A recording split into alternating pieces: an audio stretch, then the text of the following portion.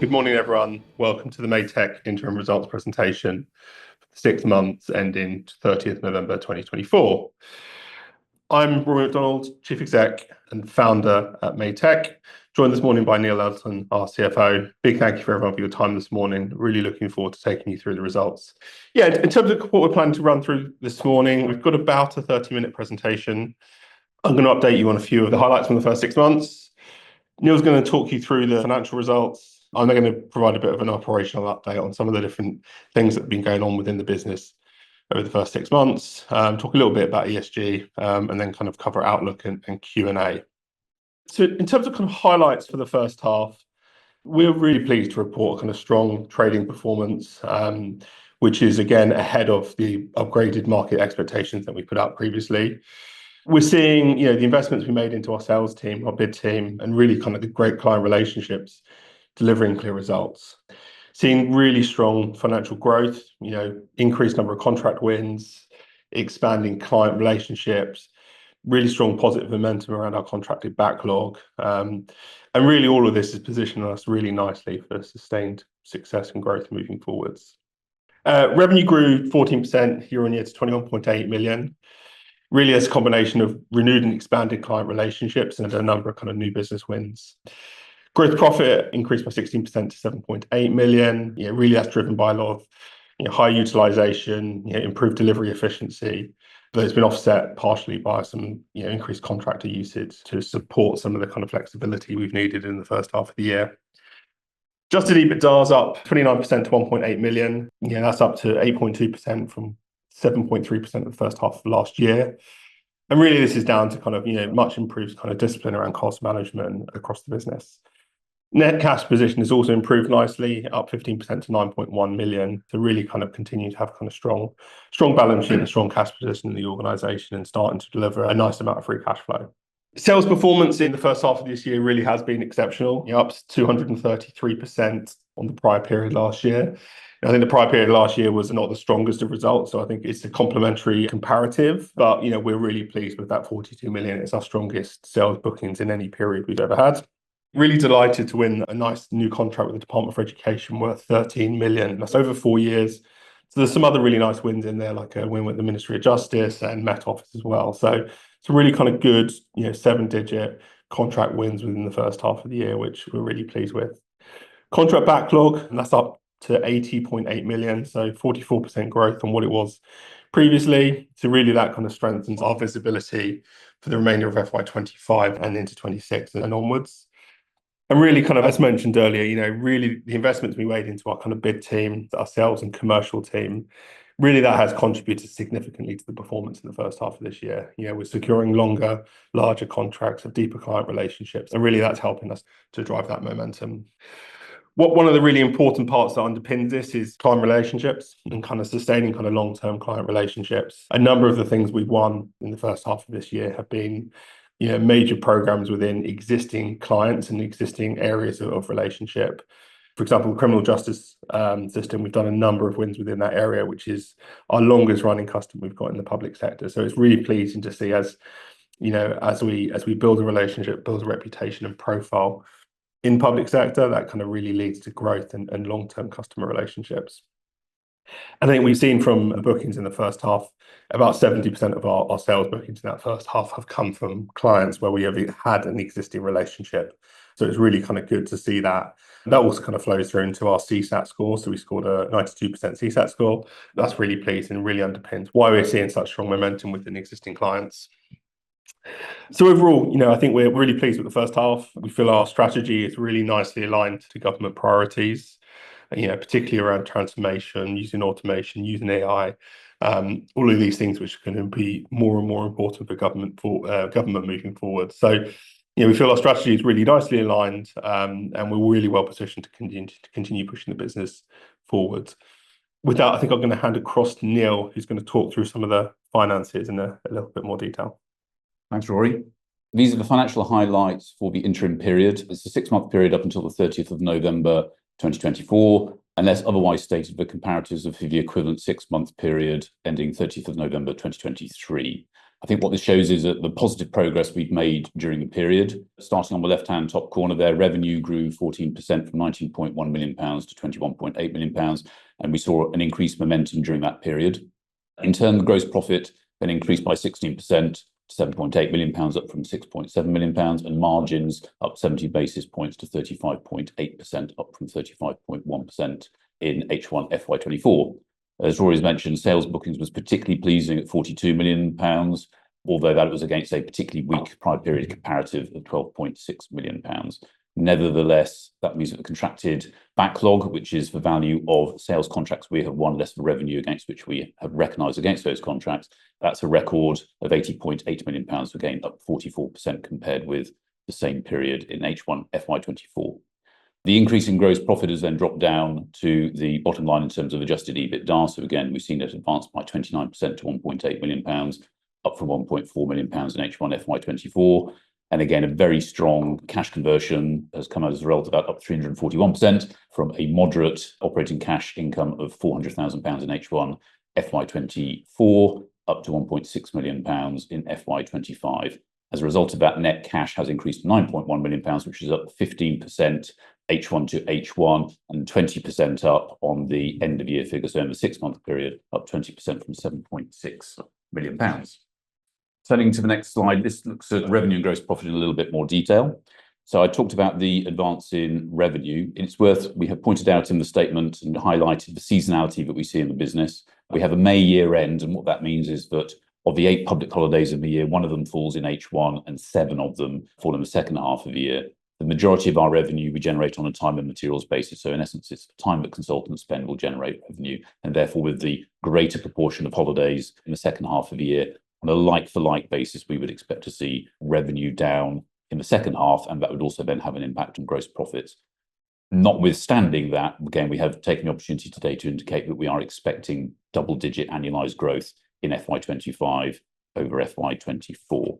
The chart on the left-hand side is a little bit more detail about the nature of the customers we deal with, and you'll see there that the majority of work we do is with central government, so 73% there, and health, again, also a nice growing share there, 15% of total revenue. That is part of a deliberate policy on our part to tackle these markets. They tend to have larger, longer-term contracts, and that is an area where we focus. That being said, local government is also an area of focus for us as well. It's worth pointing out that that figure there, £2.5 million, includes the contribution made by the Ministry of Housing, Communities and Local Government, which, although technically you could determine is a central government department because it's involved with local government, we have put it in there. The other way in which we address that market is through our SaaS products. And again, we see this as an important area to develop over the medium and longer term. We feel that some markets, particularly local governments and also some areas of health and police, for example, are better tackled through SaaS products where there's a repeatable recurring issues rather than services, which is sort of more one-off bespoke solutions, more appropriate to many central government departments. The right-hand graph again emphasizes the point that although we might not have recurring revenue in the traditional sense of the word, we have very strong, sticky client relationships. And since IPO and before IPO, we have retained all key clients, which we have won in every single year. And you'll see there the growing variety of colours and rainbow of colours as we progress through there. And we are still delivering to clients who we have won in each of those previous years. In terms of gross profit, just worth pointing out that we have restated prior year comparatives to give a more consistent picture of cost of sales. Previously, some elements of consultant costs, particularly around training and account management, were allocated to administrative expenses. We've taken the opportunity to reflect all consultant costs within cost of sales. The effect of that is that in H1 FY24, we reported 37.1% gross margin. That's now down to 35.1%. And then FY24, the full year, was 36.3%, now restated as 34.2%. So on that basis, as already mentioned, gross profit increased in H1 compared with the previous period. 2 drivers there. The main one is we've seen much improved utilisation amongst our employed consultants, and that has in part been offset by an increase in the proportion of contractors. This was something we flagged at the time of our full year results announcement earlier last year, given it was part of a deliberate policy with the upcoming general election, but we deliberately increased the proportion of contractors in the business to account for any volatility we see there. So we will see some downward pressure on margins as a result of that. And what we have indicated today is that we expect the number of contractors as a proportion of our total consultant base to peak towards the end of this year, FY25, and then that will reduce to our target of circa 10% of our total workforce by the end of FY26. This gives a little bit more flavour on the sales bookings. Again, just to reiterate, I think the strong sales booking we've seen is in part related to the investment that we've made over the last couple of years now in the commercial sales and bid teams, and we're seeing the benefits of that as well as the positive market sentiment. But again, very strong growth there in terms of sales bookings, up 233%. And again, as Rory's mentioned, a few examples there are some of the contracts that we have won during that period, and particularly pleased with the Department of Education win of £13.2 million. That generates very strong contracted backlog as we go into the remainder of the year, and I think that strongly underpins our revenue expectations for FY25 and beyond. And again, there is a lot of bid activity going on at the minute, and again, we're feeling very positive in that regard. Turning to the next slide, this gives a little bit more detail and colour around a profit contribution. So again, it's a very significant turnaround in terms of operating profit. We generated a £300,000 profit in the first half of this year, up substantially from an operating loss of £1.1 million in the previous year. Just walking through the profit bridge between operating profit and adjusted EBITDA, you'll see there that depreciation is a relatively small amount and has declined year on year, £100,000 charge in the first half of this year. Amortization of intangibles, again, has reduced, and I'll talk a little bit more about that when I address the balance sheet. Unlike last year, there were no impairment charges and no exceptional charges going through the P&L, so a clean income statement in that regard. And share-based payments has increased year on year for two reasons. First of all, some new awards to senior management based on stretching performance-based LTIPs. And then also we launched a new share save scheme for employees in October last year in order that all of our staff can participate in the equity growth story of the company. And we were very happy to see that 38% of our staff signed up for that initial share save scheme this year. So we're very happy with the take up there. All of that combined with the improvements in utilisation, better operating efficiencies, but also the investment in the commercial team in order to drive top line growth. All of that ultimately has resulted in EBIT margins increasing from 7.3% in H1 last year to 8.2%. The balance sheet, again, tidy balance sheet, not a lot of tangible fixed assets. That's mainly reflected by IT, laptops and things like that, and some fixtures and fittings in our 4 offices that we have across the country. Intangible assets was reflected by technology platforms and capability IP. We put a substantial amount of investment into our technology platforms as part of our SaaS product rollout. As we reported at the time of the prelims last year, the sales cycles were taking longer than we thought, and we took that as an opportunity to impair those assets on the balance sheet last year, and therefore you'll see that the intangible assets has reduced as a result of that into this year. That is now wholly reflected by capability IP investment, which we amortize over a period of 3 years. Trade and other receivables has increased slightly year on year, reflected in part by the growth in the top line. Debtor days has increased slightly up to 53 days from 45 days in the prior period. Nearly all our clients are central government clients, normally on 30-day payment terms. Some of them are a little bit later than that. But in terms of counterparty risk, it is very small, and we don't expect any of those to go bad on us, as indeed they never have historically. Creditors, again, has reduced year on year. And again, this is sort of testament to our ethos of paying creditors and suppliers on time and as quickly as we can. And all that has resulted in a very healthy cash balance at the end of the period of £9.1 million, up from £7.9 million in H1 FY24. And again, that provides us with some optionality when we're considering organic and inorganic investment opportunities. The last slide on the financials gives a little bit more detail around the cash flow. Again, the 1.5 million gain in the half year, primarily driven by adjusted EBITDA, a much smaller or reduced working capital requirement compared with prior periods. And you'll see there on the right-hand side that last year, when we were capitalising our development in SaaS, albeit on a reduced basis, we capitalised that. This year, all SaaS development, which is still ongoing, we're putting through the income statement through operating cash flow. So that's included in that figure now.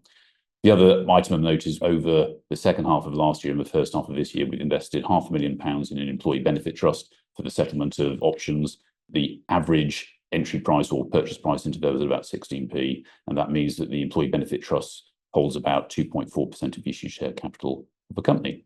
And just to reiterate that we, again, anticipate we will be free cash flow positive in FY25. Super. Thanks, Neil. I'm just going to run through and kind of provide a bit of a sort of operational update in terms of kind of things that we've been seeing happening within the market, things happening within our organisation. So firstly, I think just to start on the market dynamics, most of you will know, but we are a public sector technology focused organization, very, very large market, about 18 billion spent annually across kind of central government, health, defence, policing, local authorities, education. It's a very, very sizable market overall. We address a kind of relatively small portion of that. We think it's about 2 to 3 billion in size. Overall market grows at about 2.5% year on year, 2.4% year on year. The areas where we operate in are growing faster, probably closer to around 15% year on year. And really, this is in areas like digital transformation, data automation, these sorts of areas that are driving kind of a lot more activity within the public sector market. Overall, kind of historically, the public sector market has been dominated by a lot of the larger IT providers. But over several years, and some pretty high profile IT failures, the National Programme for IT, the Horizon scandal, and a whole bunch of others, there is a shift and a mindset to look at sort of more leaner, more agile, more aligned providers, just like MTEC. And we're really seeing that as kind of one of the key drivers of the opportunity for us within the market. One of the big things that's coming up, right now, so in February this month, is the new Procurement Act is coming into play. So this is some legislation that kicked in off the back of the UK leaving the EU. And enables the UK government to make decisions around kind of or different decisions around how it awards contracts moving forward around government contracts. So there's a lot more flexibility to be able to kind of prioritise things like UK-based suppliers and to award contracts on kind of different terms. So we're expecting that to have a positive impact for us over the coming years as that starts to bed into the kind of public sector procurement structures. We think it will kind of help UK suppliers like MTEC. Obviously, there was the autumn budget back in September, October time. Government set out kind of its longer term plans around what it's looking to do and where it's looking to invest. We're expecting a lot more detail around that to flow through in terms of the spring budget. And we've had a number of conversations with customers about, them inputting into Treasury business cases and technology being a really key part of what the government is looking for moving forwards. So we think that's a really positive indicator for how kind of critical technology will be over the coming years in dealing with and delivering the new government's priorities. So we're pretty excited about that. I think AI continues to be a very kind of significant theme across our customers. There's a very significant push happening within government around making use of AI to drive transformation and improvement in public services. Everything from healthcare right through to efficiency within public sector departments to streamlining lots of different processes. That is clearly a trend that is in its early days, but we're expecting that to continue over the foreseeable. And really kind of one of the things that underpins the ability to do and make much progress with AI is data and data infrastructure. And the government is focused very heavily at the moment on how it can put in place kind of better data infrastructure, better data systems to enable it to capitalize on kind of some of the AI opportunities. That's something that we have done a lot of work in the past with government and will continue to do a lot of work in moving forward. So we think we're quite nicely positioned there.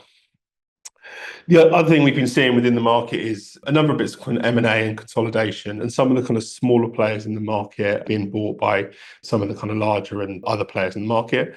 We actually think this is a really, really positive thing for the MTEC business. We've set out for many years now that we are an independent business that is looking to stand on our own 2 feet and build a business of scale. So we've seen a few of our competitors in the market disappear over the last 6 months, and really that just helps us to kind of build scale and win new contracts. So that's a really positive thing. Just wanted to go a quick overview and a reminder of kind of the key areas in government where we're working. So, we've got a really kind of broad base of customers. It's quite nicely diversified across a number of different areas within government. Really proud to have many of the kind of largest government departments as key customers of ours. The Home Office, the Ministry of Justice, Department for Education, HMRC. A lot of the big government spenders are customers of ours. We continue to see contract sizes get larger and larger. So part of this is down to the MTEC business becoming more and more higher profile within government, and therefore able to win larger contracts. And I think part of this is also towards a trend of contract sizes getting bigger and slightly longer in duration. So if I look back, a couple of years ago, I think we were, typically bidding on contracts that were, £400,000-500,000. Now, we're often bidding on contracts that are 10 to 20 million pounds. So, there's a real kind of shift that has occurred over the last few years within our business, and we think again that should set us up really nicely in the years ahead as we continue to look to grow our business. I thought it'd be useful to touch on a couple of case studies and kind of talk a little bit about some of the things we're doing with customers in the public sector. I want to talk a little bit about the work we're doing with the Maritime Coast Guard Agency. So working with Maritime Coast Guard Agency, we delivered what's called the Beacon Registration Service. So it's a tracking beacon system that's a really important part of kind of emergency responders and emergency services being able to kind of track maritime. We delivered that service for MCA, a few years ago now, and it's a good example of something that historically we would have handed over to a customer to run. This we have actually kind of taken on and provided a managed service around this for the Maritime Coast Guard Agency to work really closely with them to introduce, an application support level and to provide a whole bunch of run functionality around the MCA beacon service. So it's a nice example of a contract that we've been working on and delivering that's transitioned from, early stage sort of digital delivery or something that is, mission critical, that's run right through to a managed service for where we are providing the run capability for this and, out of hours support and everything around it to run this for Maritime Coast Guard Agency. So it's a really nice example of the sort of things we're involved in delivering. Thought it'd be worth touching a little bit on the Department for Education Standards Testing Agency, the recent win we announced. So really this win is one we're really proud of, is to deliver and to digitally transform the national curriculum assessments for primary schools up and down the country. So really, really critical project aimed at modernising how assessments are conducted, improving accuracy, efficiency and accessibility around kind of digital assessments. The first part of this is delivering what's called the reception baseline assessment. So the kind of first part of understanding kind of how children are, where they're starting and their kind of educational standards when they enter the school system. And over time, that will then evolve to include other assessments.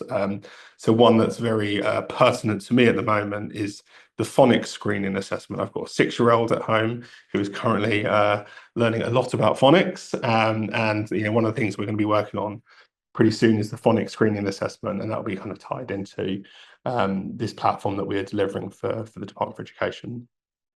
And the thing I kind of really like about this is it is a national scale program of delivery that's rolling out into schools up and down the country.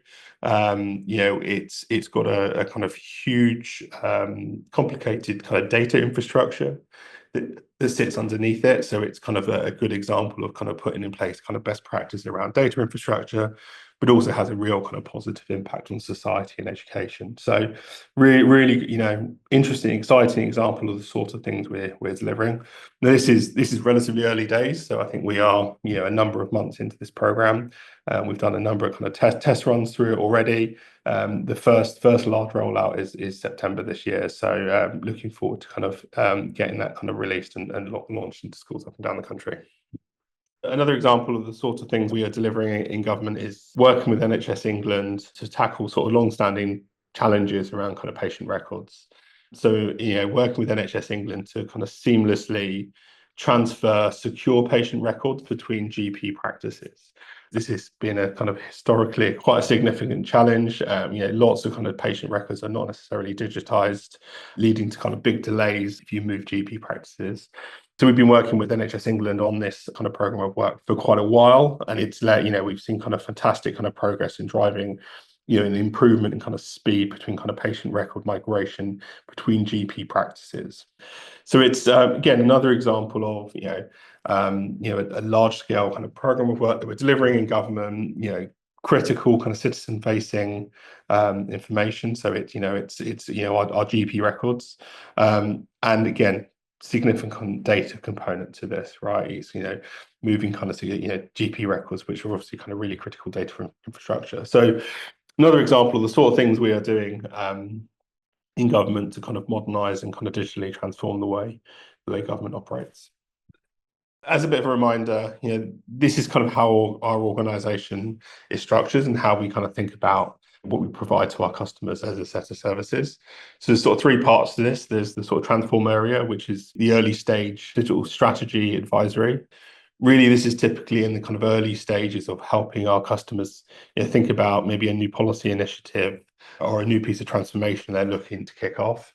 We will work with them to kind of design, think through how they will go about doing that.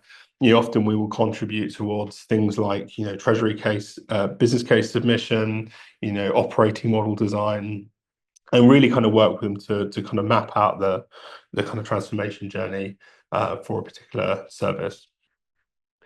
In the middle, we then have the core and bulk of our organization where we're delivering kind of these larger scale programs of digital delivery. A lot of that is the sort of things I've just kind of touched on, patient record migration, education platforms, services for tracking beacons. Some of it is back office focused, some of the data infrastructure, some of it is more front office focused. So, provisional driving licenses, things like this. Our organization is orientated around these areas in here, sort of cloud and engineering, sort of the technology side of things, the delivery side of things, the design side of things, data, and then the data and AI side of things. And on the right-hand side, you then see how that then transitions across into where we provide managed services and we run systems for our customers. A couple of areas I just want to call out in terms of kind of progress in the first half of the year. Our data and AI practice continues to grow really, really nicely. Significant amount of demand we've been seeing around data and AI from all of our customers over the last 6 months. So we're kind of continuing to scale that practice, bringing a significant number of people into that practice over the first half of this year and expect the second half and ongoing. That practice has seen a lot of demand and interest around, AI propositions, AI accelerators, a lot of interest around kind of data modernization programs and how we can support government organizations to drive kind of data modernization to get things into a good shape for digital delivery moving forwards. Alongside that, we've also been seeing some really good momentum around our managed service practice.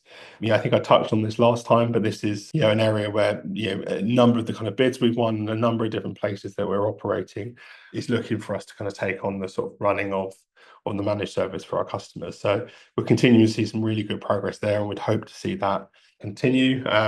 We really like the longer term visibility that the managed service offering gives us, the stickiness it gives us with our customers, and also I think it helps us kind of bid and open up sort of the addressable market further than where it's at the moment. So really important part of how we're thinking about kind of building the business moving forwards. So just want to kind of touch on the software products. So most of you should remember that I think last year we started to commercialize our software products.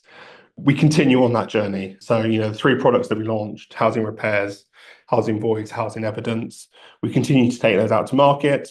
We have enhanced some of those products and introduced, new sub-modules within some of those products as part of kind of building out the breadth of them for our customers.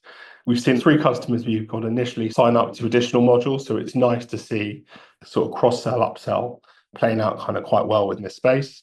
Barking and Dagenham has now kind of gone live, as is Camden. So they're actually kind of live on the system now, which is really good to see. So we're starting to get some really interesting insights in terms of return on investment and kind of how it improves the outcomes for citizens in Camden and Barking and Dagenham. So really good to see that progress coming through, and hope to kind of update on further progress on the software product side of things in future updates. Yeah, just a quick update on the people side of things. So headcount in the organisation has increased from 308 to 426, with a significant increase in contractor numbers. I think one of the things we said previously was in the run-up to the general election, we were very deliberately expecting to increase the contractor numbers in our organisation, as we were expecting volatility in the run-up to that period. Obviously, we kind of now that through that period, and we've kind of got better sight on how the outlook looks for our organisation and within our client environments. So we're very deliberately expecting to kind of reduce those contractor numbers down now over the next 18 months as we start to kind of continue to scale the business with more of our own employees rather than contractor numbers. So that's an important part of kind of how we're thinking about the business moving forwards. Retention rate in the organisation, about 80%, which is in line with industry averages. We're fairly pleased with that. Continue to invest quite significantly into the learning and development side of things, particularly around kind of AI and data. The demand we're seeing in that area is pretty significant. So we're looking at kind of how we can make sure we're building the right capability within our organisation as well as bringing people in externally. We were given an approved apprenticeship training provider kind of status about, I think, 12 months ago now. We've continued on the kind of journey to provide kind of apprenticeships. We've got a number of apprentices within the organisation who are contributing to our early talent programs. We see that being a really successful way of building our entry-level talent, and will continue to be a really important part of how we do that moving forward. So really excited about the kind of progress we're making there. Also thought I'd kind of touch on, we brought Stephen Lake onto the board as a non-exec director. I guess it was a few weeks ago now. Big thank you to Stephen for joining the organisation. A big thank you to Phil Pavitt, who is left the organisation. But thank you for his contributions. Really excited about kind of the experience Stephen brings. He's got a lot of kind of product, government, defence, data experience that he's kind of bring to the board, and we think it'll be a really valuable addition to the organisation.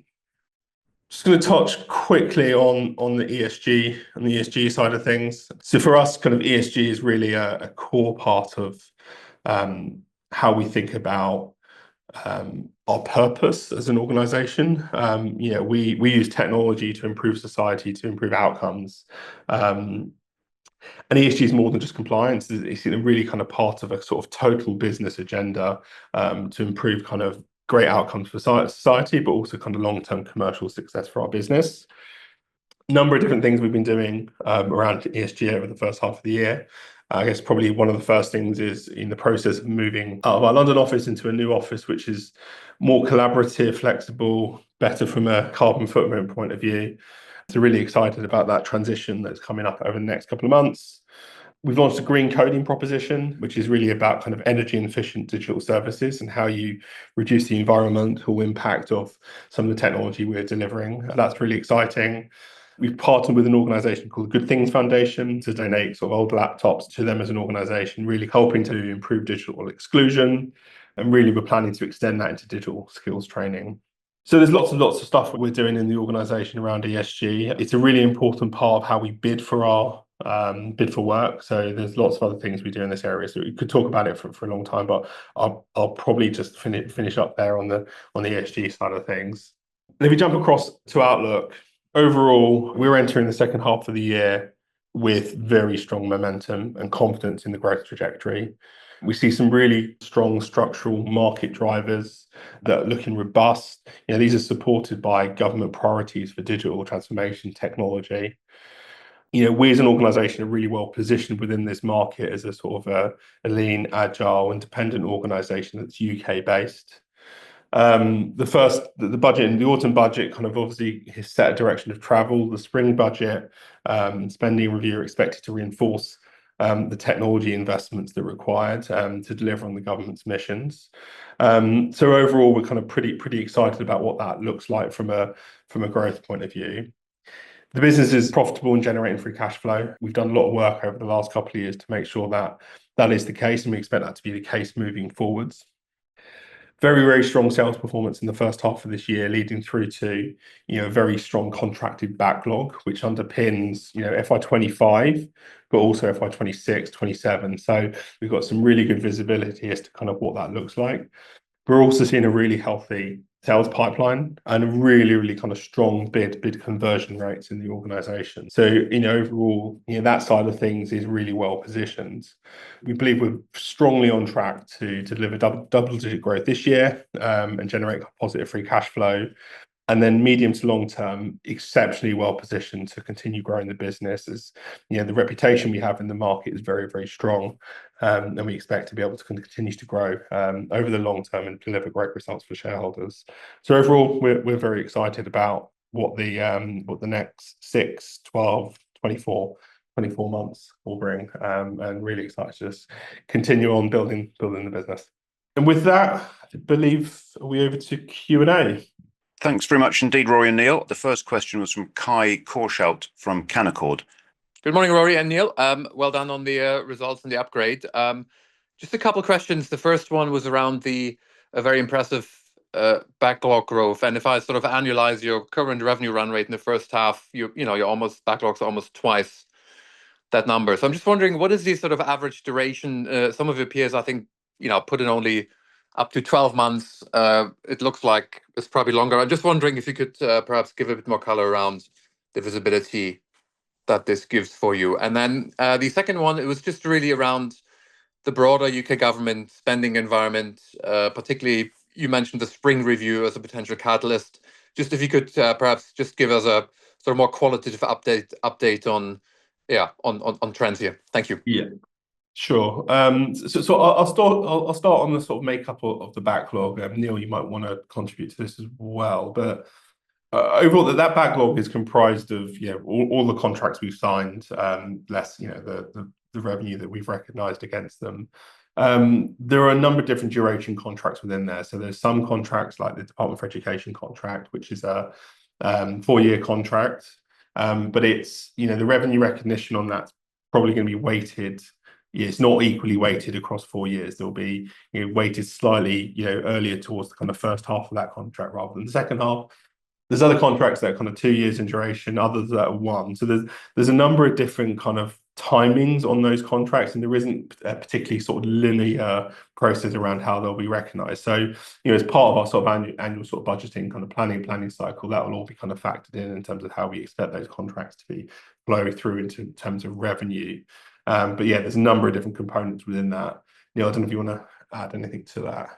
I think I said, it's just very difficult, and it will absolutely depend on the mix of contracts we've won, the size of them, and the length of them, and and obviously the direction of travel. And I think what we've seen over the last couple of years is that we are winning bigger contracts and also longer lasting contracts. So again, the value of that contracted backlog that you're seeing on average, I think, will be over a longer period of time. I think it's worth saying that there's no guarantee that what we've got in the contracted order backlog, a lot of that is, the government isn't necessarily committed to spend that with us. It's sort of a permission to work. But very often what we find is that the contracts, even if we haven't worked the full value of them, will get extended in one form or another. We very rarely see that contracted order backlog reversed out because we haven't been able to work the value of it. Again, that might be because that contracted order backlog is extended a little bit longer. But in terms of revenue visibility and how we're seeing that, I think it's fair to say that 90% plus of the revenue that we're seeing 12 months out, certainly as part of our budgeting cycle, is underpinned by that sales backlog figure. And the second part of your question there, Kai, around the sort of government spending environment. So yeah, there's a lot of conversations we're clearly having with different parts of government. I think it's clear from the messaging we are seeing within government that technology is an important part of how the kind of Labour government is thinking about driving transformation, improving kind of public services. We see that in lots of different areas. So, for example, each of the government's sort of 5 key missions, they've established a technology board associated to each of those 5 key missions to enable the delivery of those 5 key missions in government. So there's a direct kind of technology link into the key government missions.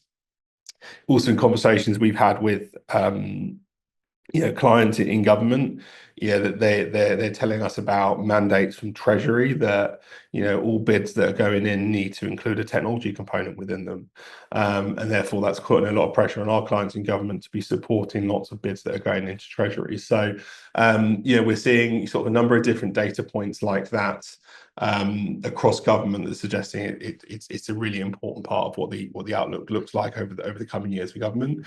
That being said, obviously there is, the spring budget coming out, and I think we'll get, stronger clarity on exactly where the chips will be placed within government in terms of kind of which are the kind of key programs and activities that will be driven.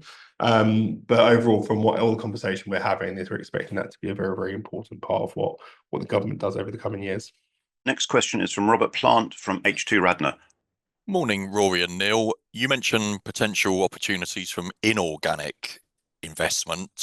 What type of businesses could you be looking to acquire, and how likely would it be? Yeah, certainly one of our ambitions as part of our strategic roadmap is that we are looking to supplement the business on an inorganic basis as well as an organic basis. I think we mentioned before that obviously there are opportunities in two areas, either on the services side of the business to grow that and accelerate that, maybe in terms of more disciplines or other areas of reach. I think we look to favour the product side of the business, and to move into SaaS. And as we mentioned earlier, in terms of particularly our concentration on local government, we do feel that as part of our mission of solving clients' problems in the most appropriate way, that there are certain areas of the government, particularly local government, maybe areas of health and police, where we feel that is better addressed through SaaS products, where you can solve a problem many times through the same solution. We think that's a good way of addressing that market. So I think in terms of the capacity that we have, and we're generating, and we're now operating cash flow positive, free cash flow positive, that is definitely an area of focus for us, I think, over the medium to longer term, to see how we can deploy that cash, ultimately leverage our balance sheet more than we've been able to over the last few years, in order to supercharge that area of the business. Thank you. The next question is from Harold Evans at Singers. Hi there, guys. Thanks for taking my question. First one is obviously great to see the increase in order value trending up, but I was wondering if you could just talk to me a little bit about how you're trying to sort of manage that with respect to diversification, just in terms of managing your sort of customer risk, if at all, if things get pushed to the right, etc. So is there any sort of ceiling on which you're willing to bid for in terms of size of opportunities with a view to managing that? And just one follow-up, if that's okay. Yeah, sure. I think there's a reality around the scale of contracts we think we can realistically win at this point in time, in terms of we're a business that is turning over I guess on a run rate basis north of 40 million. So there's a scale there that we think we can kind of comfortably kind of win in the organization and deliver. We're constantly looking at sort of forward planning around that and going, what does that next step look like for us, and therefore what are the capabilities, leadership, and different things we need in the organization to continue kind of growing that scale of opportunity that we can win. So that's a constant sort of process that we have been through over several years, and I'd expect we'll go through over the kind of upcoming years as well, as we continue to kind of scale the organization. I think we're trying to keep the organization kind of really focused, and that's one of the areas where we're focusing on at the moment, is making sure that those key relationships and those key customers where we've already established a really strong reputation for winning and for doing great work, we're leveraging those effectively, rather than trying to go after too many kind of new areas where we think that it creates increased risk. So leveraging the kind of places where we know well, and we know they've already got kind of significant scale contracts to go after, trying to do it in that way, and that obviously kind of helps to reduce that risk as well. Thank you. And then the second question actually sort of follows on from that.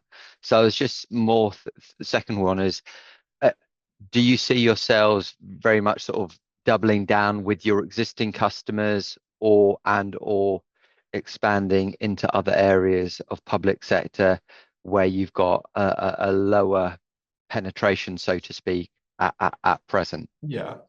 I think it's clearly easier to drive growth from places where we're already established. That being said, we have one of the benefits of this market we operate in is that people move around a lot. So you often find clients will move from one large government department to another, which can mean you get pulled into new places, and it reduces the cost of sale, cost of getting in there. So we've definitely seen that historically. It's helped us to kind of open up sort of new accounts, new areas of opportunity.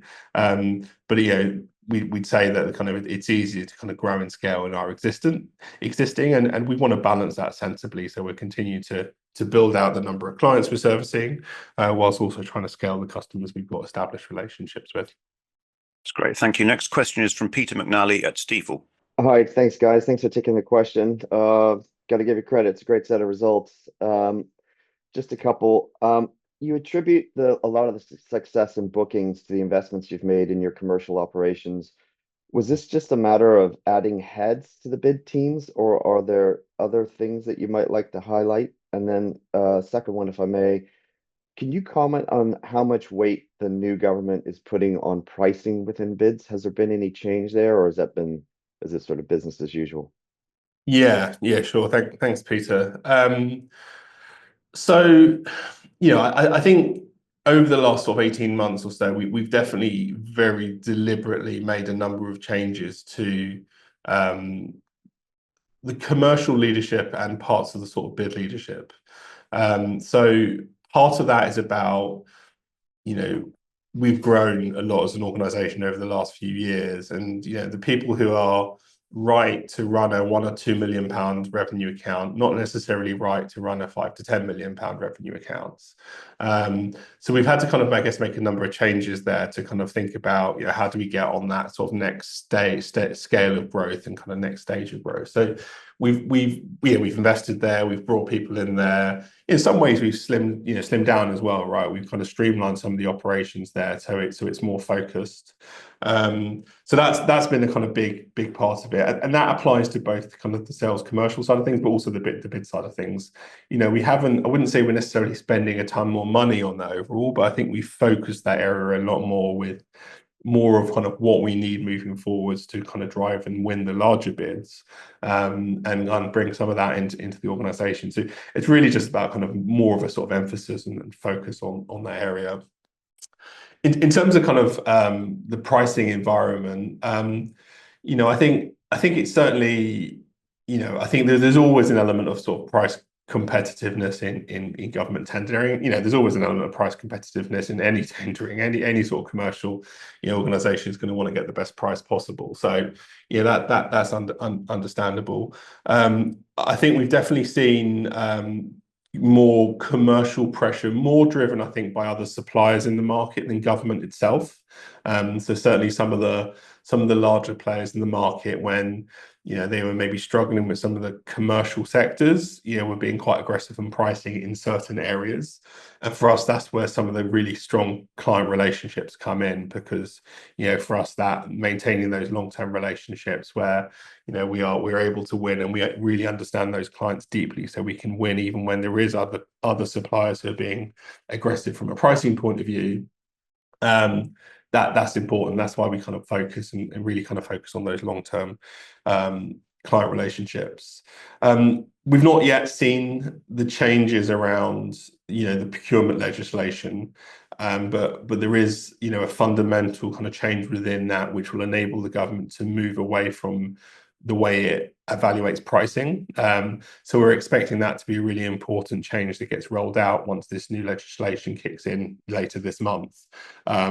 So we will have to see kind of how that flows through, but we think that will actually create more opportunity than put more of a challenge on the organisation. Okay, that's really helpful. And also, I might just slip in a quick one for Neil. I'm curious, just on the training and account management costs were moved from admin to cost of sales. Was that driven by the auditor, or any sort of insight there? No, not at all. I mean, we've liaised with the auditor on it. It was really we've changed the internal way of managing the business, so we've got a sort of more granular way of understanding the cost lines. And as part of that process, it was really just we had been doing internal recharges of delivery staff costs and putting it to admin line, in the view that it was an overhead of running the business. And I think in order just to sort of simplify things, what we're saying is it is a learning, account management, things like that. It is a cost of having those people in the business, and therefore it is better to just simply incorporate those costs within cost of sales. So it's as much a tidying up exercise as anything else.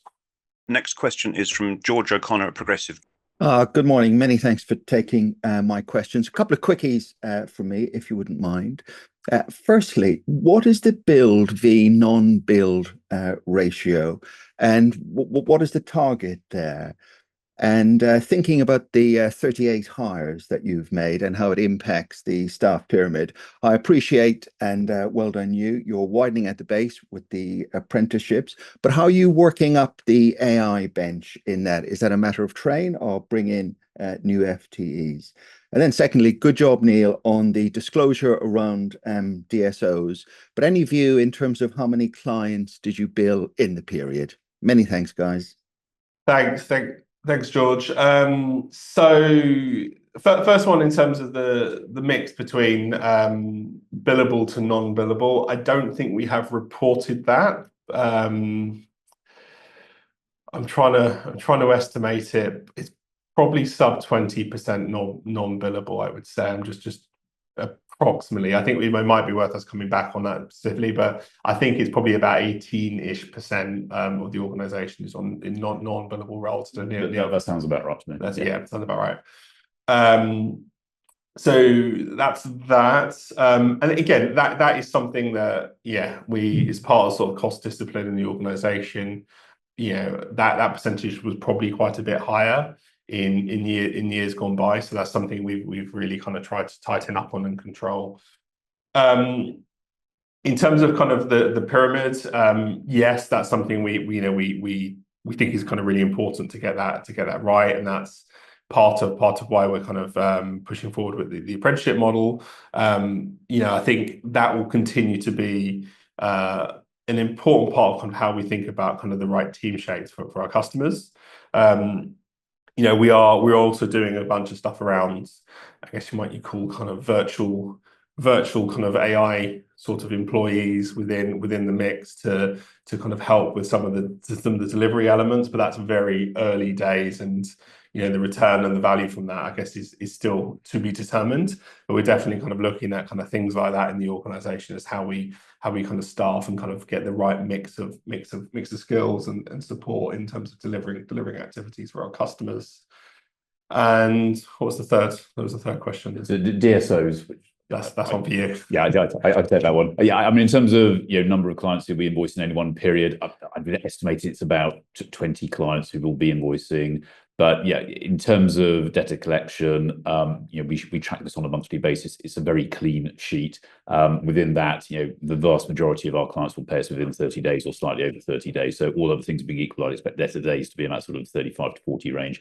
We do have one, I think I mentioned it this time last year, in the health sector. There is one particular client who, simply for administrative issues on their side, they tend to be slow. They tend to take about 3 months, and I think our debtor day figure can swing up and down simply based on what that client's doing. But overall, apart from that, we see no risk at all with being paid based on the debtor figure.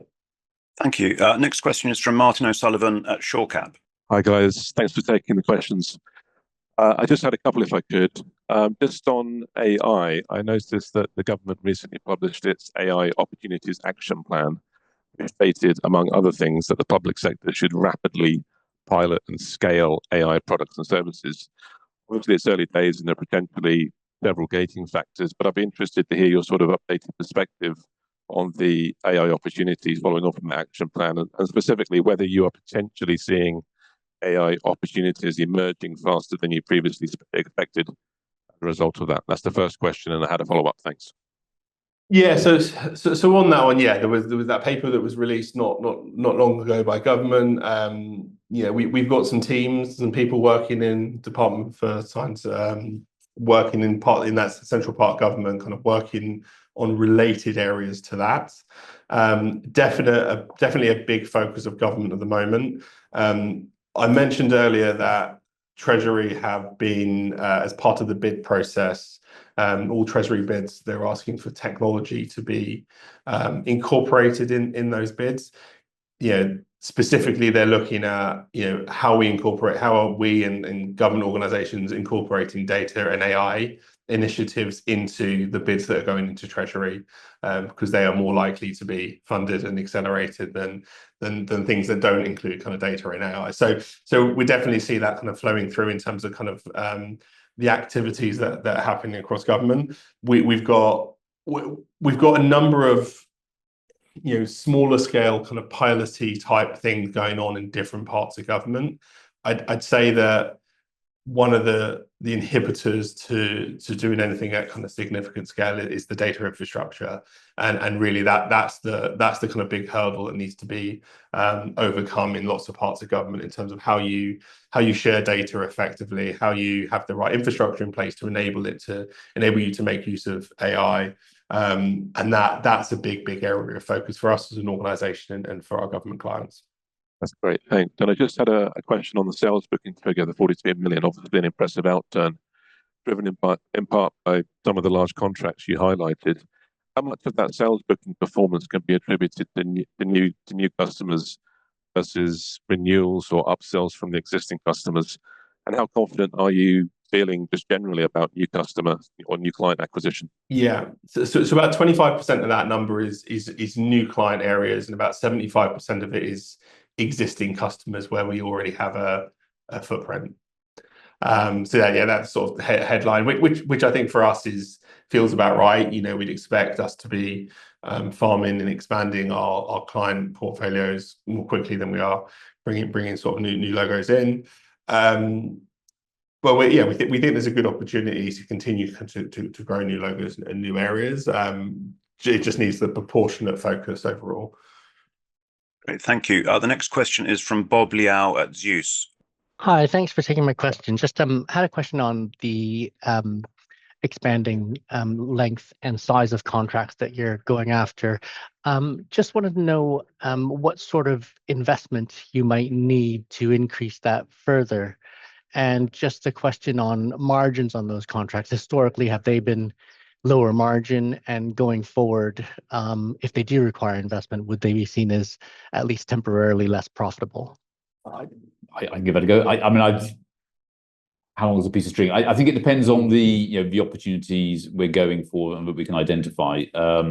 So obviously the benefit of scale is we have depth in a number of capabilities, and I think in terms of the bids we're looking for and the opportunities we're looking for the most part, we have the skill sets in place. Very often, I think refer to it in the interims announcement, we do sometimes partner with other people where maybe we don't have a particular specialist skill set, and in order to get and be credible in the bid quickly, we will sometimes partner with people in order to do that, and that is a lower cost way of getting into that bid. And very often it can be a way of us learning the process so that next time round maybe we sort of develop the skill sets to be able to go on our own next time round. And obviously one area we're looking at in particular is defence, where very early at this stage, but it's an area where we are looking to focus and develop that over time. And again, that might be a route into developing that market in particular. In terms of the margins which we can see there, again, I think there is a large variety in the nature of the projects we go for anyway. The more strategic they are, the higher the margins they might be on that one. But I don't think there's a sort of a specific thing to getting onto a new project or a new area as opposed to the current business we're doing. I don't think there's a great variety of margin there. There are no further questions at this time, so I'll hand back to Rory for any final or closing remarks. Thank you.